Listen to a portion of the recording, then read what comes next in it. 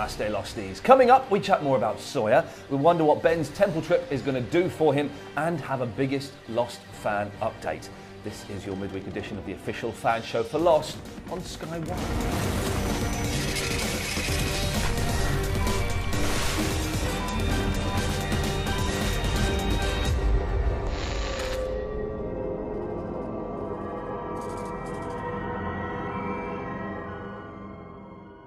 Have a look at this. It's Paul Terry, the editor of the official Lost magazine. I'm touching him, he's actually real. Over here, not going to touch him because he's a bit dirty. It's Geeky Tom. I washed today. Oh, well done. Well done, you. Now, let's talk about Sawyer. In the episode Whatever Happened, we learn quite a bit about Sawyer. We find out exactly what he said to Kate on the helicopter, go and look after my daughter. He risks the life that he's built up on the island for Juliet, and he tells Kate it wouldn't have worked between them because he's grown up a lot in the past 3 years. Why has he changed so much in the past 3 years, Paul Terry? I think, like you said, he's just grown up. You know, he's had to be in a situation where, I mean, you can't prepare for that. 1977. You can't prepare. Hang on, you're right. You can't prepare for being stuck on a spooky island and then getting sucked back in time to 1977. You can't prepare for that. You're right. Like I said, it's impossible. It's impossible to prepare for it. Yeah. I do think that the whole his role on the island is a long con. I agree. Whether the gain is just to survive on the island in a position of power and responsibility, that might just be the ultimate aim. But you've got to admit that his position there comes from lies and fabrication. He's had to. They've all had to. Juliet's had to. He's had to his whole life, man. But that's why he was so well prepared for it. Okay, so I do think that the relationship with Juliet is based on something, but it's got to be over now between those two, hasn't it? No, because when they're at the Sonic fence thingy, and he said to Kate, you know, I'm doing this. He said, I'm doing it to save Ben, and he goes, but I'm actually doing it for Juliet. I'm doing it for her, and he keeps asserting that, you know, it's not for Kate, because Kate's wondering whether there's maybe like a, you know. I think that she's still got the hots for Jack. Well, she was waiting in the shower to get a quick look at his downstairs apartment, blatantly. What? Yeah, I got that. Yeah, she was really hot for him when she was telling him off. They were going to kiss. They were going to kiss. I didn't know he'd asked a 12-year-old to come and discuss Lost with us. I do apologise. This is what I think is going to happen. That Juliet is going to dump Sawyer to get back with Jack, and Sawyer is going to be forced to get it on with Kate. No, you're not having any of it. I will not. I refuse. No. I don't believe it. I think that the Juliet and Sawyer relationship is completely honest, and I'm with it all the way. Yeah. Hopefully, there's got to be a battle of wills, or even a punch-up between Jack and Sawyer. There will be. Soon, I think they will swap birds. Because car keys in the bowl. Yeah. But it's the 70s. Sawyer humiliated Jack. Yeah. A couple of weeks ago, where he said, you know, basically saying, "Back off, I'm in charge. You've muffed it up completely." Something's primed to happen. It feels like they've all shifted slightly. Yeah. But Jack is the new Locke, Sawyer's the new Jack, and I'm the new Mr. Echo.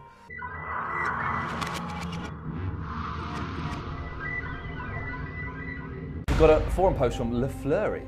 I think that given a few more episodes and Sawyer will be the leader of the Dharma Initiative. Horace seems a weak leader. Sawyer is popular and gets things done. That would then help to ensure that the lies he has been spinning are easier to keep in place. Well, you can kind of see that because we've seen Horace getting drunk and not being brilliant. Yeah. It would kind of make sense, I suppose, to a certain level. And he's a boss of some people, you know, because Miles refers to him as boss, and he does have responsibilities. So I think they're going to get outed before then, though, aren't they? Yeah, I think so too. And they've all got to be killed as well at some point. They've all got to be gassed. That's got to be soon, isn't it? No, that's quite somewhere in the future because Ben is. Isn't he like his 20s or something? He is. Yeah. Well, no, isn't he full grown Ben? Well, he's full grown Ben, but I'm sort of judging by his wig that he's in his 20s. Yeah, but the wig work, you can never trust. I know you can't tell. It's hard to age them. We're talking about Ben. He's gone to the temple. Richard Alpert has done that beautiful backing into the temple, and he says, "If I take him, he's never going to be the same again. His innocence will be gone." Tom, what does that mean? I don't know.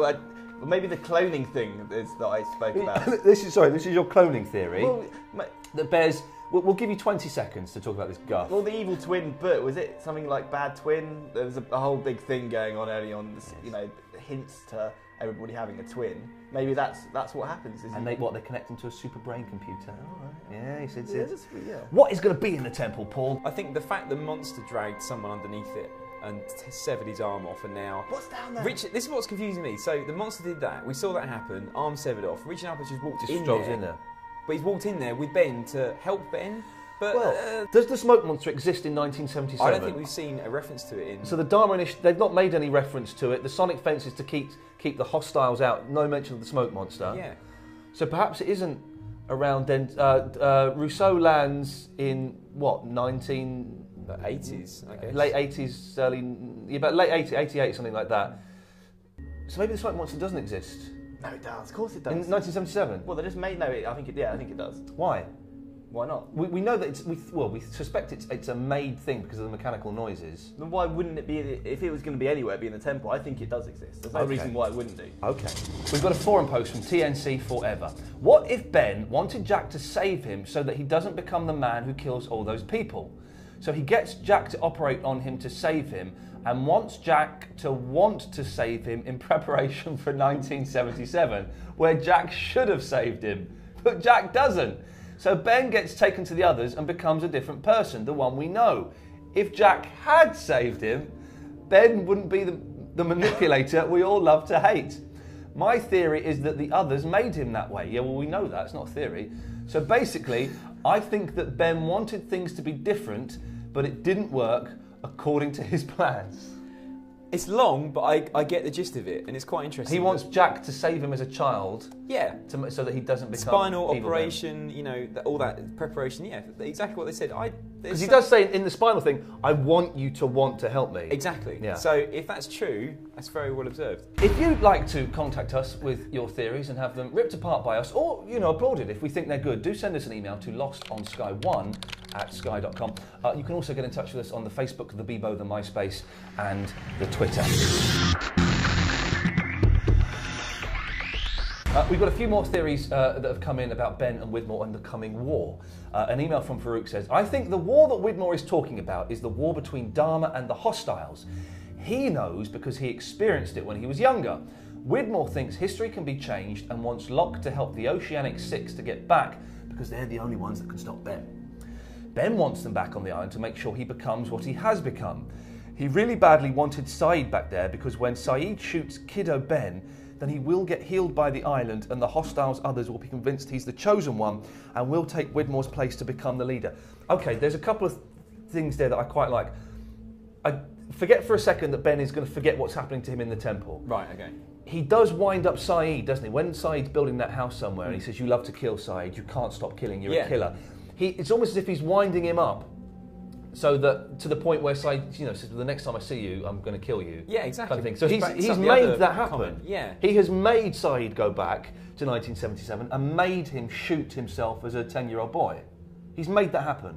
Yeah, I can see the sense in that. That's quite clever. It's clever, isn't it? Well, maybe he remembers it. Maybe he does forget stuff that Rich Apple says he's going to Maybe forget. he didn't remember it. Maybe he gets. Maybe he didn't remember it in the scenes they filmed for season 2, where he's getting tortured. But maybe he remembers it now in season 5. Maybe.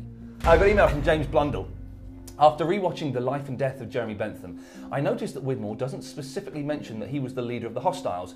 He calls them my people. He then says that they protected the island peacefully for more than 3 decades. Dharma were on the island peacefully for around 30 years, the hostiles much, much longer.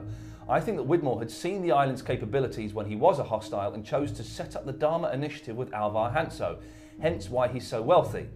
Charles then survived the purge, Ben found him and exiled him, possibly not killing him because he was once a hostile. So when Charles says there's a war coming, he means the purge in the 1990s, as he knows the survivors will end up before that time, in hope that they can change the past and keep the Dharma alive. Okay, so what he's saying basically is that the war he's talking about is the purge. Right, but he also said that Charles Widmore was in charge of Dharma. He does say that. Yeah, we already know he's on the island with the hostiles. Well. Which means no, that's it's wrong. saying that he also then becomes involved with Dharma. Yes, that doesn't mean that he's not jumped about through time a bit more and set up Dharma in another time and another place, baby. No, I don't like that. Hey, do you want to get off the island somehow? Who has Charles?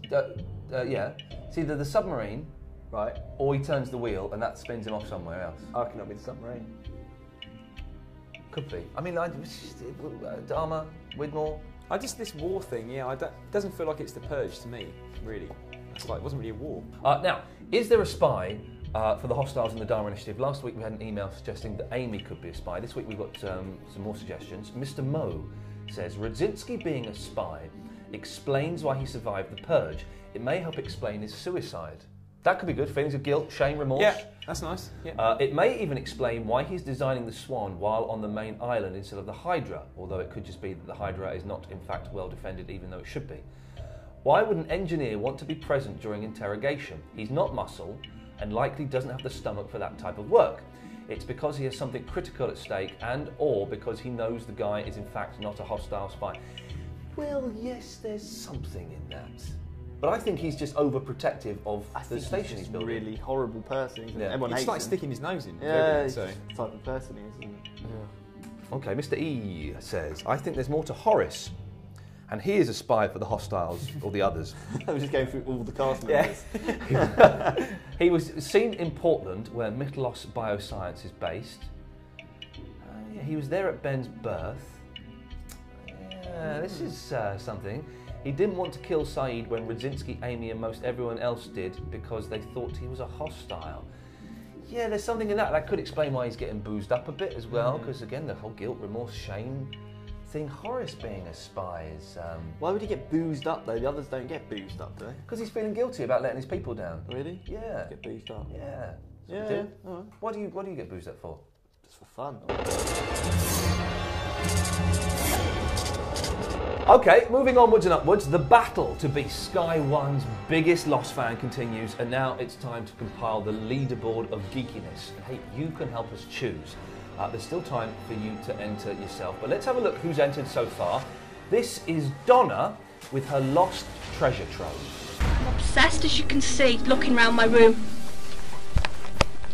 I have every single one of the action figures, all the t-shirts, but 2 which are coming from the States as we speak. I have all the merchandise, including the calendars, twice, one to use, one for the collection. This is Kane with his strange toilet roll Lost timeline thing. I'm a full-time media student. I'm right here. And season 4 aired, and it was a Hurley chase. I did a fat sound analysis on the opening scene. This is Daryl, the girl with the boy's name. Daryl Hannah. In our history lessons, we were required to make a poster on Mao's China, and me and my friend actually managed to incorporate Hurley into our poster. So I'm going to just show you this. Pretty amazing, some pretty skilled artwork. And there's Scary Dylan, who didn't change his name. I've even changed my name to John Locke Jack Shepherd.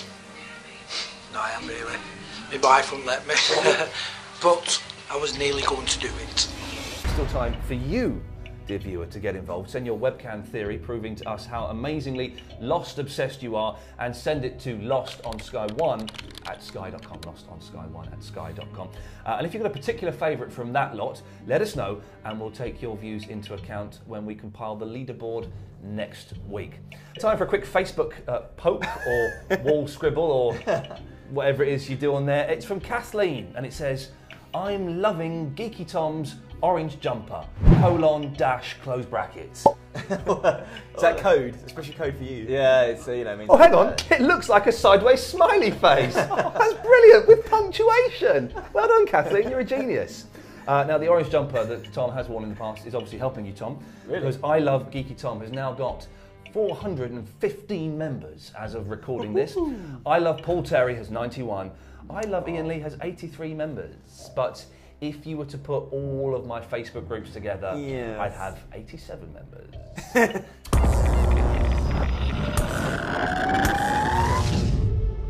Well, that's what we've got time for. Paul Terry, thanks. Thanks, sir. Yeah, Geeky Tom. Thank you. Join us on Sunday when we'll be discussing episode 12, Dead is Dead. In the meantime, you can watch all of our Lost Initiative shows so far at sky.com/lost. Keep your theories and your emails coming in. Until Sunday, namaste.